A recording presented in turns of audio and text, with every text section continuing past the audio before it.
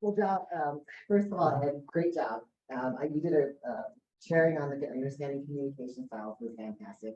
That to me can be a very difficult topic. I've heard other presenters present on it, and there's so many different ways you can do it. You can teach it, but you took it to a different level, and I loved it. There was definitely no gobbledygook in your presentation, except for when you used the word gobbledygook in the interjection. So way to go there. Your voice projection is amazing. I get to go to NFA National Speakers Association a lot, and we hear from professional speakers all the time. And your projection, your voice is great. Your vocal variety, absolutely loved it. You kept us engaged the whole time, and that's super important. Your eye contact, you scanned the room constantly. You looked at Zoom. You were very intentional. One of the things I learned is kind of we'll look at each person for maybe a second or two and engage them, and you did that. So you're way beyond where I was when I first started, and that was well done. Your gestures, they were great. You were very interactive with each and every one of us, and again, the gestures were good. The one thing I would challenge you is touching.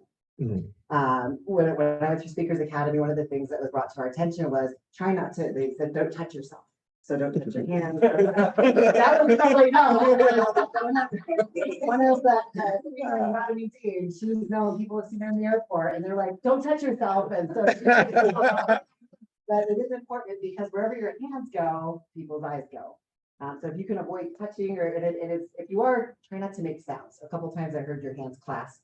So unless it's intentional, I would try to avoid that. Again, these are just suggestions. You implement whatever you like. I know I did notice a couple of times you put your hands behind you.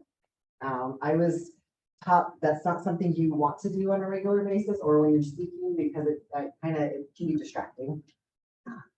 Let's see, your comfort level was great. Definitely you excelled in that area. And in terms of interest and the topic, you did great by bringing in examples to teach us about communication styles.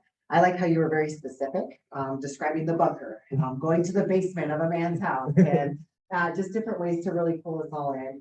And then sharing that your communication style is initiating. I thought that was really great, and that it's energizing, and that is how you come across. That was pretty cool how you were able to pull in your own specific communication style. And then you mentioned supportive, which that was good because you said you didn't have an example or have anybody that related to, but you still addressed it. So I thought that was very important. And lastly, I love how you gave us all a call to action or a challenge to adopt our communication style to others. And then you told us why that's important, and it's to be an effective community. So well done.